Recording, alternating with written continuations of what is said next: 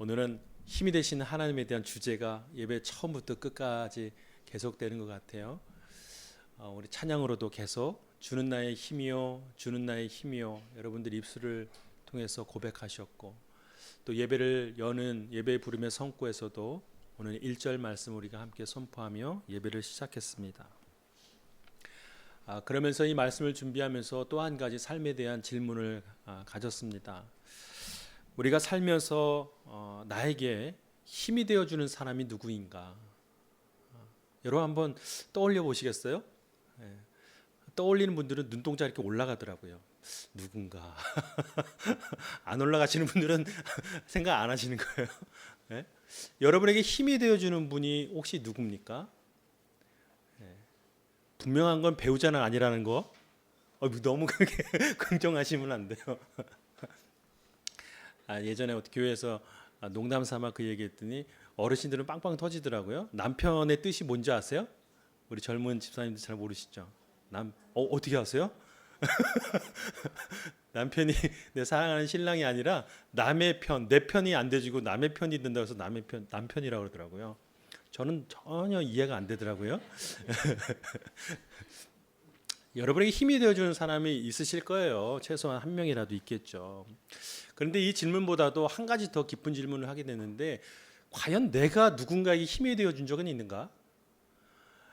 그러니까 내 인생에 누군가 나에게 힘이 되어주기를 원하는 것은 너무나 자연스럽고 익숙하고 반복적인데, 과연 내 삶에서 내가 누군가에게 힘이 되어줄 때가 있는가?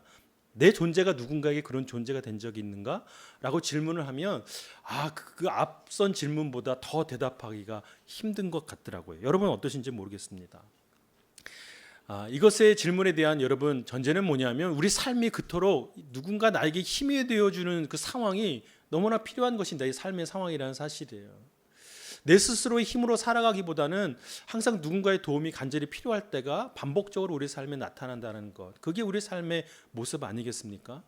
그리고 다시 한번 더 깊이 우리 삶에 물어볼 때는, 결국 궁극적으로 우리 삶의 목적이나 목표는 내가 누군가에게 힘이 되어지는 그런 존재로 살아가는 삶의 목적을 갖는 것이 우리 삶의 희망이자 어떻게 보면 목표인 것 같다는 생각이 듭니다.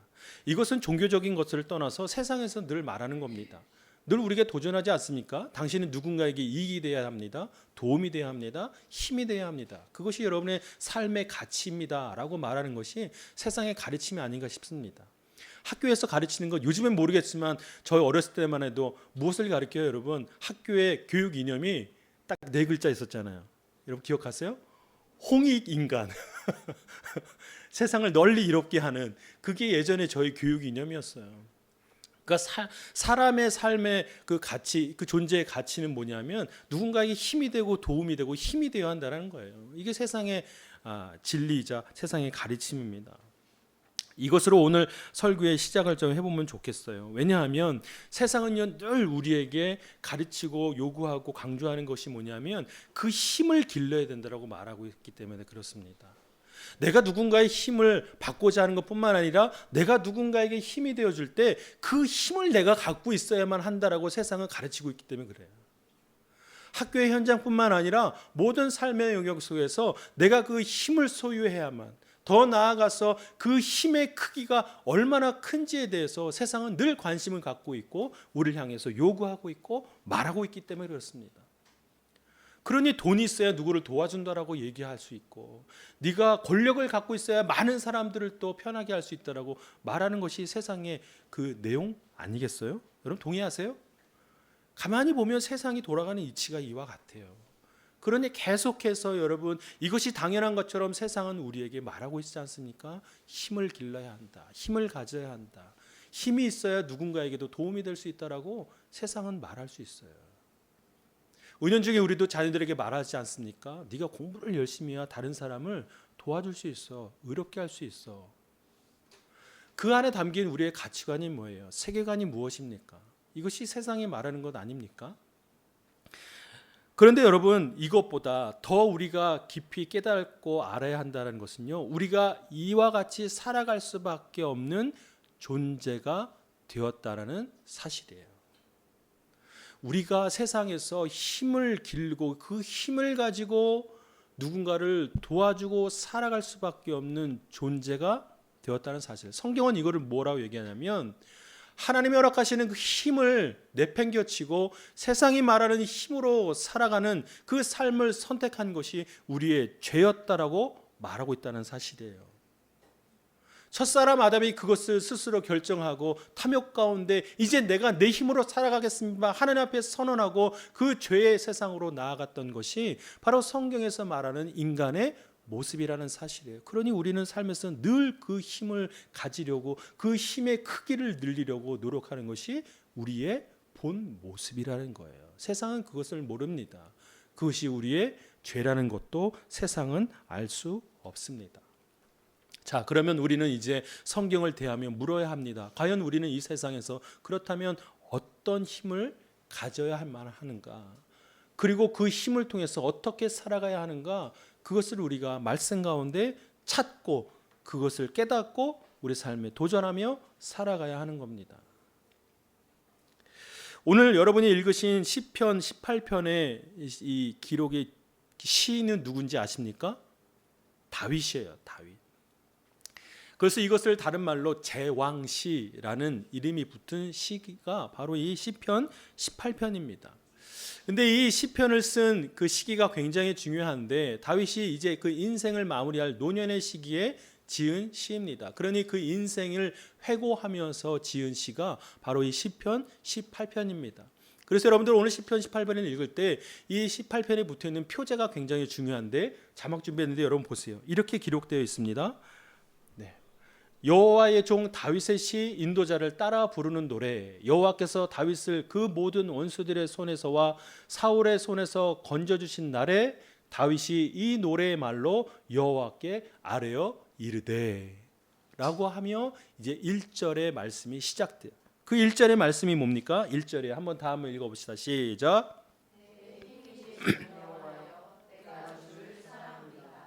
다윗이 이제 그 인생을 마무리하면서 자기 인생 가운데 역사하신 함께하신 그 하나님의 이름을 찬양하는 시가 바로 시편 18편이에요. 그런데 이 18편을 읽을 때 우리가 감안을 해서 읽어야 될 필요가 있어요. 감안이라기보다는 중요한 기준점이 하나 있어요. 그게 뭐냐면 이 다윗이라는 인물이에요. 이 다윗이 이 시편을 쓴 그 시점도 중요하지만 그가 어떤 인생을 살았는가 우리가 그 인생의 모든 면면을 보고 있노라면 다윗이 왜 하나님을 이렇게 찬양하는가 어떤 하나님을 찬양하는가 우리가 알 수 있다라는 사실이에요. 가장 첫 번째 특징적으로 드러나는 부분이 무엇이냐면 다윗이 이 세상을 통치하고 그 이스라엘을 통치하고 다스릴 때에 가장 큰 힘, 가장 큰 능력, 가장 큰 권력, 가장 큰 힘을 다 소유했던 사람이라는 사실이에요. 하나님의 다양한 성품 중에서 다윗은요 그 하나님을 찬양할 수 있었음에도 불구하고 그 노년의 마지막 때에 딱 한마디의 단어로 하나님을 정의하며 찬양할 때 무엇이라고 얘기하냐면 1절에 내 뭐가 대신 힘이 되신 여호와. 그가 실제 삶에서 가장 큰 힘을 소유하고 살았던 그의 실제적인 인생과 하나님의 힘 되신 그 성품이 딱 맞아떨어지면서 하나님이 어떤 분이신지를 가장 극명하게 두드러지게 이 다윗이 선언하고 있다는 사실을 꼭 기억하시면 좋겠어요. 그래서 1절에 이렇게 시작되는 거예요. 내 힘이 되신 여호와여 내가 주를 사랑합니다. 찬양합니다. 이렇게 시작되는 것이지요. 아마 이것을 조금 그냥 우스갯소리로 적용해 보자면 인생 내내 많은 돈이 정말 누구나 가질 수 없는 많은 돈과 물질을 소유한 사람이라면 그 노년의 때에 어떻게 하나님을 고백할까요?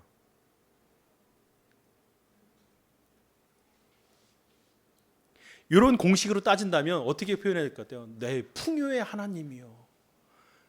예? 그렇지 않을까요? 오늘 왜 이래 에어컨이 약한가요? 이렇게 왜 그러냐면 여러분의 삶에 한번 적용해 보려고 그래요. 여러분 인생을 돌아보면서 이 짧은 시간이지만 돌아보면서 어떤 하나님을 여러분 찬양할 수 있겠어요?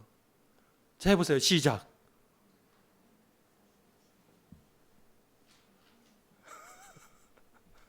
잘 나와요?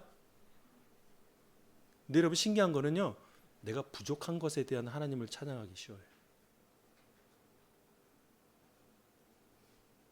이해를 못하는 눈빛인데요. 그러니까 나의 이 약한 부분을 채우시는 하나님의 성품을 찬양하기가 쉬운 것이 우리의 자연스러운 모습이에요. 그런데 제가 아까 특징적으로 말했던 건 이유는 뭐냐면 세상의 모든 힘을 다 소유한 다윗이요, 그것 이상을 뛰어넘으시는 정말 능력의 하나님을 찬양하고 있다니까요. 이거는 여러분 단순한 하나님을 찬양하는 고백이 아니라는 사실이에요. 이것이 왜 특징적인가? 그가 여러분 인생 가운데 자신이 경험한 삶의 실제적인 힘보다도 더 큰 힘을 그가 경험했던 것이에요. 누굴 통해서? 하나님을 통해서 말이에요. 그러니 그 하나님을 고백할 수밖에 없고 인정할 수밖에 없었다는 사실. 그러면 이제 우리가 살펴볼 필요가 있어요. 그가 왜 하나님을 자기 인생 가운데 힘되신 하나님이라고 고백하고 찬양할 수밖에 없었는가? 그가 말하는 힘되신 하나님은 어떤 분이신가? 첫 번째는 뭐냐 하면 여러분 2절을 보십시오. 그가 말하는 힘되신 하나님, 그가 세상에 그런 권력과 힘을 가지고 있었음에도 그것을 뛰어넘은 놀라운 힘을 가지신 하나님을 어떻게 고백하고 있는가? 2절이에요. 한번 읽어봅시다. 시작. 내 산성이시요 나를 건져내는 분이시며 내 힘이신 내 하나님은 내가 피할 바위십니다. 내 방패, 내 구원의 뿔, 내 산성이십니다. 여기 반복적으로 나온 단어들이 몇 가지 있어요. 첫 번째 뭐냐면 바위, 산성, 방패, 이런 단어들이 반복적으로 등장합니다. 자, 여러분 이 단어들을 떠올려 보십시오. 무엇이 하나 연상됩니까? 여러분 다윗은요 어떤 사람이냐면 일생 동안 전쟁의 상황, 즉 전장에 있었던 사람이에요. 이것을 조금 만화적으로 표현하자면 여러분 하루 24시간 일상 동안 내내 칼을 차고 갑옷을 입고 생활할 정도로 그 일생 모두가 다 전쟁 가운데 있었던 인물이 누구냐면 바로 다윗이라는 사실이에요. 그를 하나님께서 부르시는 그 첫 출발의 부르심의 현장 가운데서 다윗은 어디 있었어요? 전장 가운데 있었어요. 그의 눈앞에는 누가 있었습니까? 골리앗이 있었어요. 그 조그만 소년이 지금 양치는 들판이 아니라 하나님의 부르심 가운데 어디 있었어요? 전쟁 가운데 있었어요. 그 맞지도 않은 그 갑옷을 입고 그 무거운 칼을 들고 전장 앞으로 골리앗 앞으로 나갔던 것이 다윗이었습니다. 이것뿐만입니까? 그 막강한 군대 블레셋과의 전쟁을 여러분 많은 곳에서 우리는 발견할 수 있어요. 또 뿐만입니까? 사울과 그의 아들 이스보셋과의 전쟁을 우리는 볼 수 있습니다. 뿐만 아니라 여러분 그의 아들 압살롬에게 반역을 일으킨 그 상황 가운데 있었던 다윗의 일생의 모습. 그러니 여러분 다윗의 하루하루의 삶이라는 것은요 늘 긴장의 연속, 아니요 언제 죽을지 모르는 정말로 그 너무나 그 긴장의 상황이 그의 삶의 아주 모든 삶이 그 전쟁의 상황이라는 사실이에요. 그런 그에게 하나님은 어떤 분이시냐면 산성, 방패, 요새, 바위, 이런 이미지의 하나님이라는 사실이에요. 즉 하나님께서 그에게 힘이 되실 때는 그에게 어떻게 역사하시는가? 그를 지키시고 보호하시는 하나님으로 그의 인생 가운데 함께 하셨다는 사실입니다. 다시 말하면 하나님은 다윗에게 있어서 보호하시는 하나님이시라는 사실이에요. 보호하시는 하나님, 지키시는 하나님. 그러니 그 하나님을 향하여 나의 산성, 나의 요새, 나의 바위, 나의 방패라고 그가 고백하고 있는 것입니다. 여러분 이것이 우리에게 어떻게 다가옵니까? 우리가 삶을 향하여 늘 입버릇처럼 말하는 것은 우리의 삶이 전쟁과 같다라고 말합니다. 뿐만 아니라 우리는 믿는 자로서 삶을 향하여 어떻게 얘기합니까? 늘 삶의 하루하루가 영적 전쟁이라고 말합니다. 우리가 영적으로 서 있지 않으면, 영적인 민감함으로 서 있지 않으면 늘 여러분 우는 사자와 같이 악한 영이 우리를 공격하고 쓰러뜨리기 위해서 우리 주변에 도사리고 있는 것이 우리의 영적 전쟁 상황 아닙니까? 그런 우리 삶에서 나의 힘되신 하나님이 어떻게 역사하시는가? 우리를 그 악한 영으로부터 뿐만 아니라 우리의 생각과 우리의 사고와 우리의 지식과 모든 것을 무너뜨리는 세상의 가치관과 그 세계관으로부터 우리를 보호하시고 우리를 지키신다는 사실입니다. 이것이 우리의 삶의 힘이 되신 하나님의 이미지, 즉 나의 삶의 힘이 되는 겁니다. 여러분, 전쟁이라는 것은요, 그 양상이 뭡니까? 그곳 전쟁에서 승리하지 않으면 곧 뭐를 여러분 우리가 얻게 돼요? 패배예요, 패배. 패배란 건 곧 뭐예요? 나의 자유가 박탈당하는 겁니다. 노예가 될 수밖에 없고 포로가 될 수밖에 없고 종이 될 수밖에 없는 것이 전쟁의 모습입니다. 중간지는 없어요. 내가 지면 곧 그것은 사망 끝이에요. 이것이 전쟁이에요. 내가 죽느냐 네가 죽느냐 하는 것이 전쟁의 모습 아니에요. 우리 삶이 영적 전쟁뿐만 아니라 우리의 삶 자체가 그런 전쟁과 같다라고 한다면 여러분, 우리의 삶을 공격하는 세상의 가치관뿐만 아니라 그 악한 영으로부터 우리를 어떻게 해요? 지지 아니하도록, 넘어지지 않도록, 우리 스스로가 패배하지 않도록 하나님께서 우리를 견고하게 세우시고 넘어지지 않도록 우리를 보호하신다는 사실을 오늘 여러분 믿음 가운데 반응하시며 믿게 되기를 바랍니다. 왜 이것이 우리에게 보호와 하나님의 지키심이 되는가? 앞서 말했던 것처럼 세상에는요, 하나님께서 나에게 힘 되신다라는 그 사실이 아니라 다른 힘을 세상이 말하고 있기 때문에 그래요.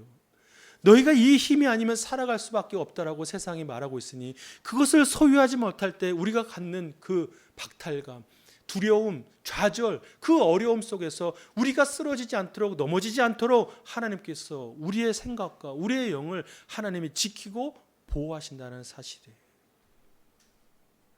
이것이 나에게 힘 되신 하나님이 아니고서 또 무엇을 말할 수 있겠습니까?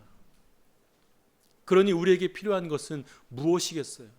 그 힘 되신 여호와 하나님을 우리가 믿음으로 반응하는 일이에요.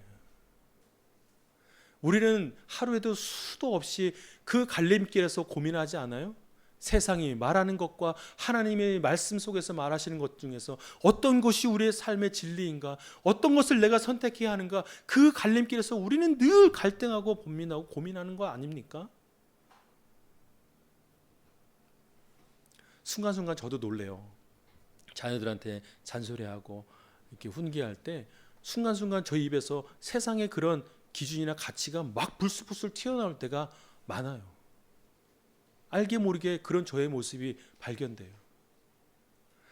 예전에 예화로도 여러 번 썼는데 어떤 믿음 좋은 남자 집사님 한 분 계세요. 정말 교회에서 칭찬 너무나 많이 하고 누가 봐도 저 사람은 참 믿음의 사람이다, 예? 하나님의 사람이다라고 칭찬하는 분이 있는데 그분이 이런 경험이 있다라고 하는 거예요. 어느 날 자기 아들이 울면서 이제 문을 열고 집 안에 들어오더라는 거예요. 그래서 왜 그러냐, 무슨 일이냐 그랬더니 눈이 시퍼래져가지고 친구랑 싸워서 맞았다는 거예요. 그러면서 코피도 막 흘리면서. 근데 그 아들의 모습을 본 이 집사님의 첫 마디의 반응이 뭐였겠어요, 여러분?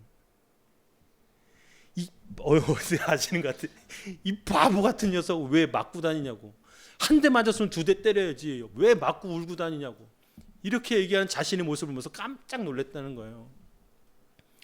우리의 삶의 면면이 여러분 이래요. 거창한 것 아니라 우리가 하루 24시간을 살아가면서 뭐 절반은 잔다고 치면 그 삶에서 늘 우리는 세상의 가치관과 하나님의 말씀 속에서 늘 갈등하며 살아가고 있잖아요. 그러면서 세상의 가치관을 따라갈 때 또 우리의 자신을 정죄하고 그 죄의식 가운데 또 무너지고 하잖아요. 여러분, 그것을 통해 하나님 우리를 지켜주신다는 거예요. 우리가 넘어지지 않도록, 그것에 쓰러지지 않도록. 그러면 우리는 그것에 믿음에 반응해야 합니다. 그것만이 하나님 우리에게 원하시는 우리의 모습이에요. 왜냐하면 다윗이 오늘 이 하나님이 힘 되신 나의 여호와 하나님을 고백할 때 나를 보호하시는 하나님이라고 고백할 수 있었던 이유는 하나님께서 그에게 주신 약속 때문이에요. 하나님이 이미 사무엘하 7장 말씀을 통해서 그와 영원토록 함께 하시겠다 말씀하시고 그를 통하여 모든 사람이 모든 세상에 평화롭게 하고 그 자손을 통하여 메시아에 대한 예고뿐만 아니라 하나님이 주신 그에게 주신 약속이 어마무지합니다. 그러니 여러분, 날마다 하루하루 그 전쟁의 상황 속에서 여러분 하나님을 향한 믿음의 반응은 여기서 나타나는 거예요. 그에게 주셨던 약속. 그러면 여러분, 우리가 살아갈 때 나를 지키시는 하나님 앞에 우리가 믿음으로의 반응을 드려야 하는 것은 뭐냐면 이것이 맞다라고 하는 우리의 확고한 믿음의 선언, 믿음의 신념이에요. 세상의 가치관이 아니면 내가 질 것 같아, 넘어질 것 같아, 손해볼 것 같아, 희생당할 것 같아. 아니요. 하나님이 이미 예수 그리스도를 통해서 여러분에게 주신 그 약속, 구원의 약속이 이미 있기 때문에 하나님께서 여러분의 삶에 여러분을 보호하시고 함께 하신다는 그 약속이 있기 때문에 여러분은 이제 믿음의 반응으로 선택만 하시면 된다라는 사실이에요. 이것이 바로 오늘 다윗이 고백하는 그 여러분 믿음의 고백입니다. 그래서 성경에서는 이것을 우리가 정말 쉽게 들을 수 있도록 에베소서 6장 말씀에 뭐라고 말씀하시냐면 여러 가지 우리가 입어야 할 갑옷 중에서 방패를 표현하는 것 중에 앞에 수식어가 뭔지 기억하세요? 모모의 방패. 너무 이거 성경이요 읽으면 읽을수록 막 소름이 끼쳐요.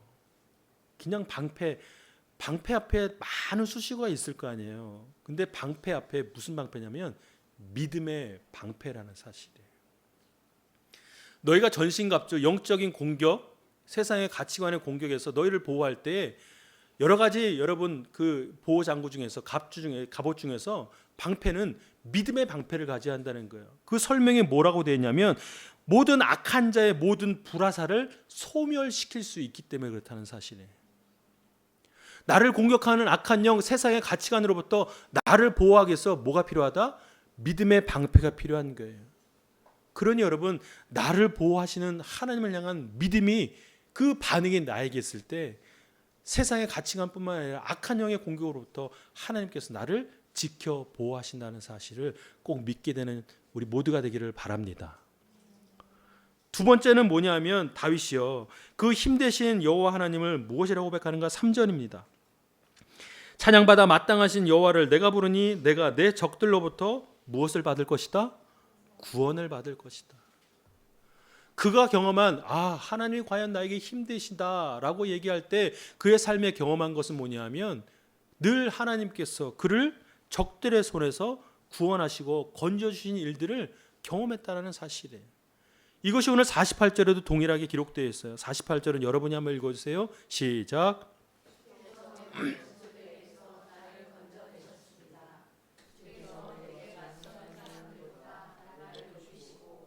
난폭한 사람들에게서 나를 구해내셨습니다. 반복적으로 얘기하는 건 뭐예요? 나를 건져주셨다. 원수들의 손에서. 난폭한 사람들, 나를 위협하는 사람들을 통해서 나를 구해내셨다. 이것이 여러분 다윗이 고백하는 힘되신 하나님을 향한 고백이에요. 이것이 무엇을 뜻하는가? 여러분 우리 인생에서 힘이 되는 것이 바로 우리의 전쟁 같은 삶, 영적인 전쟁의 상황에서 우리를 하나님께서 건져주신다는 사실이에요. 왜냐하면 여러분 아무리 하나님께서 나를 보호하시고 나를 지키신다는 사실을 믿고 믿음의 반응으로 삶에 나아가도 우리의 삶은 어때요? 나가다가 삐끗하잖아요. 그렇지 않아요? 예배 참 은혜롭게 드리고 교회 문 열고 나가자마자 아내랑 싸우고 남편이랑 싸우고 누가 미워하는 사람 갑자기 얼굴 떠오르고 하는 게 우리의 모습 아니에요? 그러면서 속으로 욕하고 날씨 짜증나 죽겠네. 왜 이렇게 더운 거야 그냥 막. 우리는 그만큼 연약하기 때문에 그래요.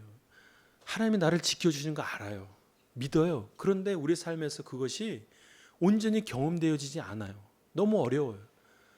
그것을 알면서도 늘 슬쩍하고 낙심하고 좌절하고 시험에 빠지는 것이 우리의 모습이에요. 그렇지 않습니까? 저도 그래요. 여러분 다윗이 말하는 것이 이런 모습이에요. 그런 상황에서 하나님이 우리를 어떻게 해요?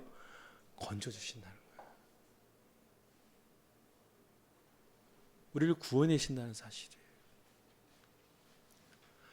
하나님이 나를 보호하시고 지키신다는 사실을 믿음으로 살아갈 때 나를 공격하는 어떤 사람들, 나를 시험에 빠지게 하는 어떤 관계, 상황, 우리의 형편 모든 것 가운데 우리가 넘어질 때마다 그 상황 속에서 우리를 건져주시는 거예요.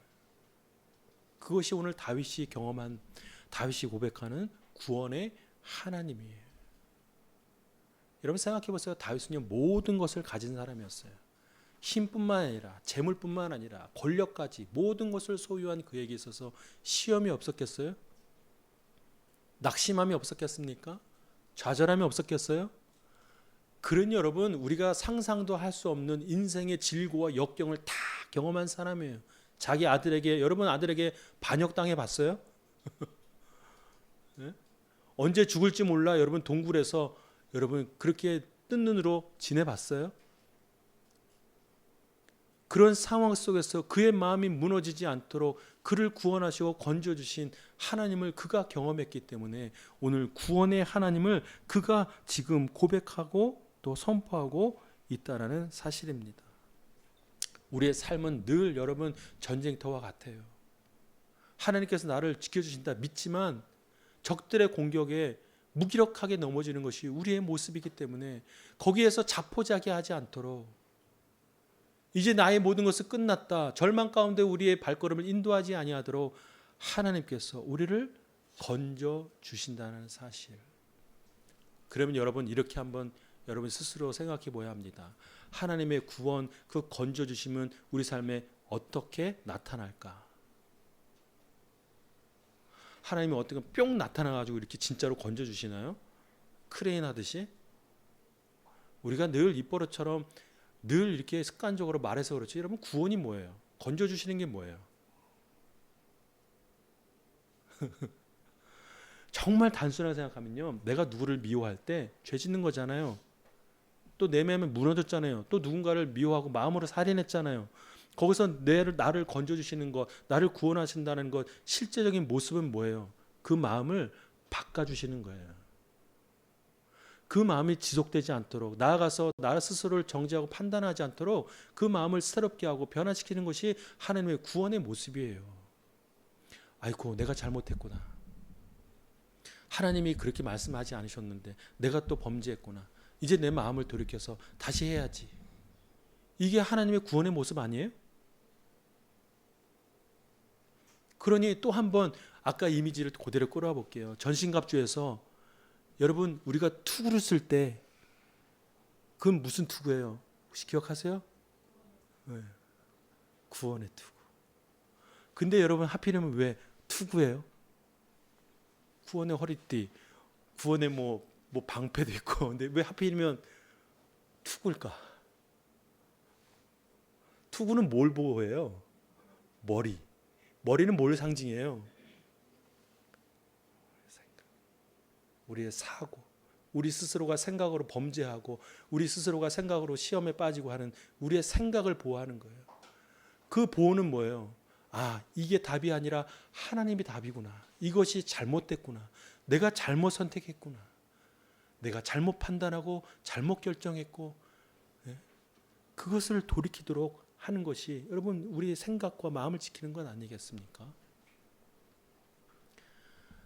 우리의 삶에서 나를 지키시고 보호하시는 건 알지만 때때마다 무너질 때 하나님께서 우리를 건져 주신다는 사실이에요.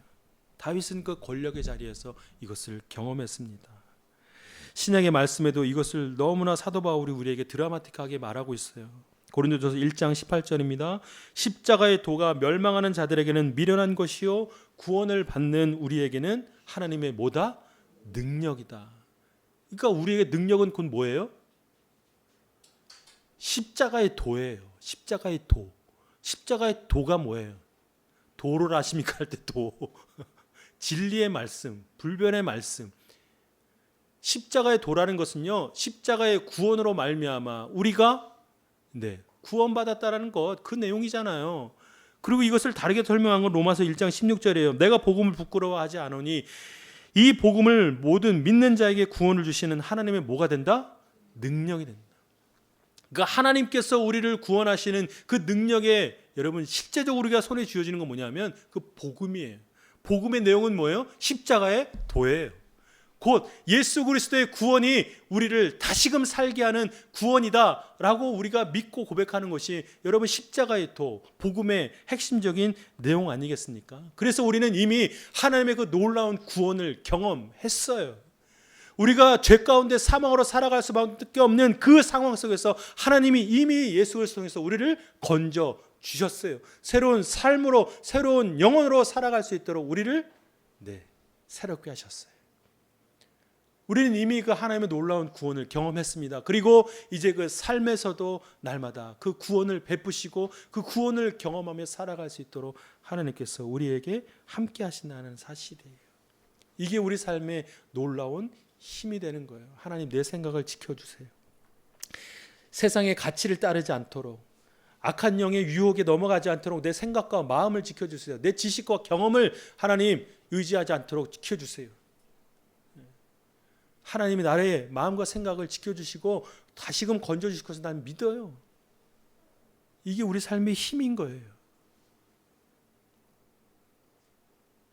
마지막으로 다윗이 고백하는 힘이 되신 하나님의 이미지는 무엇인가? 1절 다시 돌아갑니다. 이게 가장 핵심이에요. 한번 다시 읽읍시다. 시작.